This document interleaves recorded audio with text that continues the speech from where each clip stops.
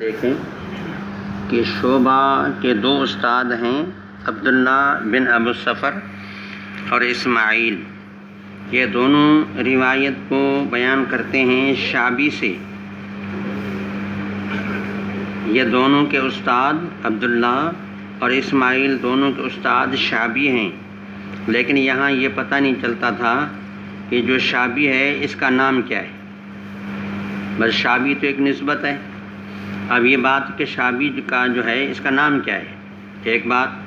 دوسری بات یہ کہ شعبی روایت بیان کر رہے ہیں عبداللہ بن عمرو سے، یہ روایت بیان کر رہے ہیں ان سے، شعبی ان عبداللہ بن عمرو۔ تو شعبی روایت بیان کر رہے ہیں حضرت عبداللہ بن عمرو سے، یہ روایت ان سے بیان کر رہے ہیں۔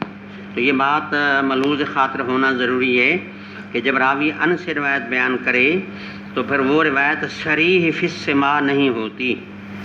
جہاں کو راوی روایت بیان کرے ان سے تو وہ روایت صریح فی السماع نہیں ہوتی، یعنی اس میں وضاحت نہیں ہوتی کہ آیا اس شاگرد نے اپنے استاد سے یہی روایت کانوں سے سنی یا درمیان میں کوئی واسطہ ہے۔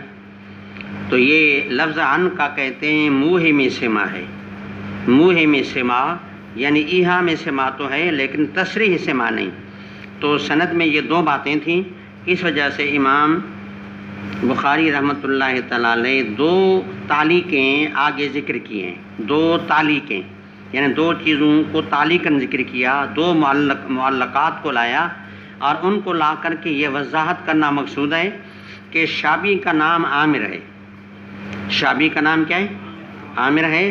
اور دوسری بات یہ ہے کہ شعبی کو عبداللہ بن عمرو سے سماع ہے، کیونکہ وہاں لفظ آ گیا سمیتو کا لفظ آ گیا، تو اس لفظ سے پتہ چلا کہ یہاں ایہاں میں سماع نہیں بلکہ حقیقت سماع ہے اور روایت میں اتصال ہے، انقطاع کسی قسم کا نہیں ہے۔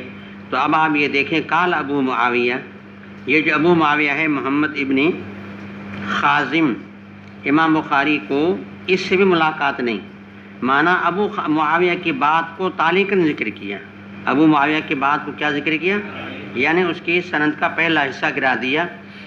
اب کہتے ہیں قال ابو معاویہ حدثنا داؤد بن ابی ہند عن عامر۔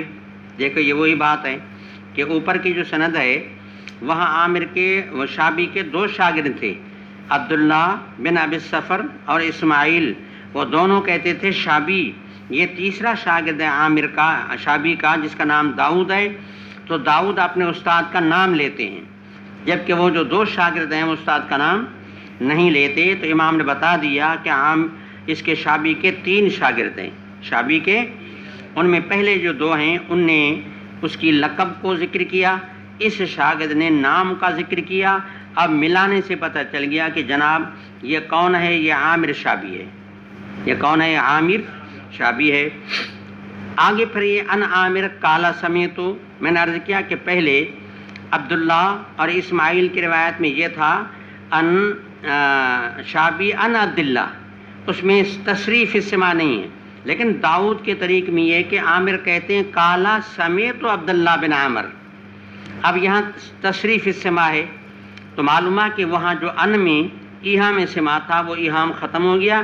اب یہ بات واضح ہو گئی کہ بھئی سماع بالکل ہے اور ان نے روایت عبداللہ بن عمر سے سنی ہے اور اس میں انقطاع کسی قسم کا نہیں۔ آگے پھر یہ کہ عبداللہ بن عمر اوپر روایت میں یہ تھا کہ عن النبی صلی اللہ علیہ وسلم، وہاں بھی شبہ ہو سکتا تھا کہ یہ صحابی نے صراحتاً ان کو سنا کہ نہیں سنا۔ اس طریق میں اس بات کی وضاحت ہو جاتی ہے کہ عبداللہ بن عمر یحدث عن النبی صلی اللہ علیہ وسلم، تو تحدیث کا لفظ ہو یا سماع کا لفظ ہو، ان دونوں میں سماع کی وضاحت ہو جاتی ہے۔ یہ معنی صریح السماع ہے دونوں، تحدیث کا لفظ ہو یا سماع کا لفظ ہو۔ اور میں نے عرض کیا کہ امام نے ایک اور تعلیق بھی ذکر کی ہے، وہ اور تعلیق کیا ہے؟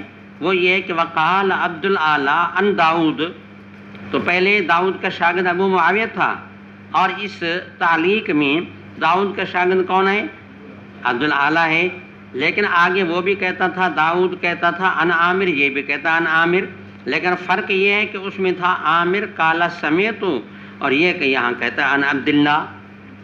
ان عبداللہ، لیکن یہاں نسبت کا ذکر نہیں ہے، یہاں نسبت کا ذکر تو اس سے پہلی تعلیق کو لا کر کے بتا دیا، بلکہ پہلی جو سندیں آئی ہیں ان سے پتہ چلا کہ عبدالعالی والی سند میں عبداللہ سے مراد عبداللہ بن عمر صحابی ہے، عبداللہ بن عمر یا کوئی اور صحابی نہیں ہے۔ تو اس میں جو ہے نا گویا کہ یہ تین سندیں ہو گئیں، تو تین سندوں سے یہ جو اتنے اشکالات تھے اور ابہامات تھے وہ کیا ہو گئے؟ ختم ہو گئے۔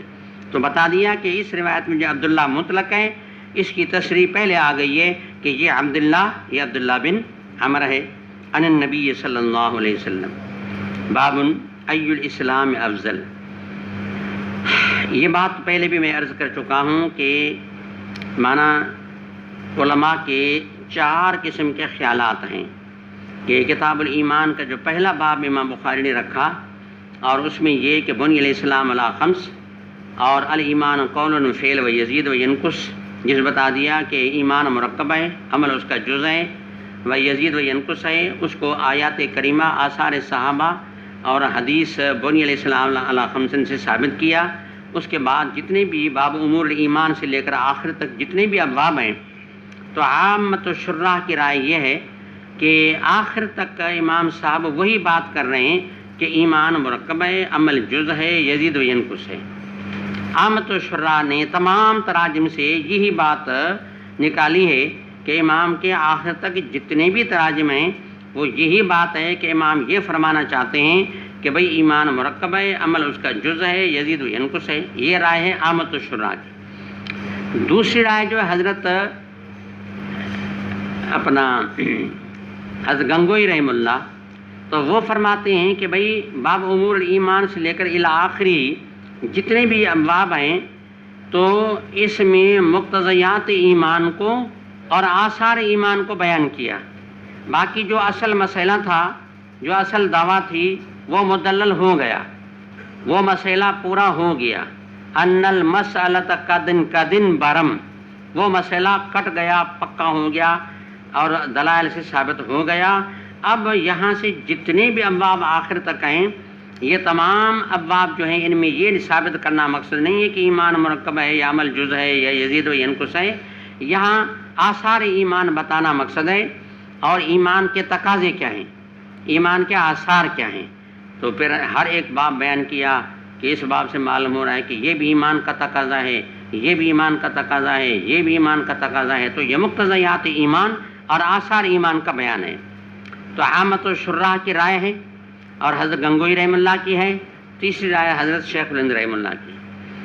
وہ فرماتے ہیں کہ امام صاحب نے یہاں تمام ابواب میں یعنی پہلا مسئلہ تو ثابت کر دیا کہ ایمان مرکب ہے، عمل اس کا جز ہے، یزید و ینقص ہے، لیکن اس کے بعد جتنے ابواب آگے ہیں ان تمام ابواب میں کرامیہ کی تردید امام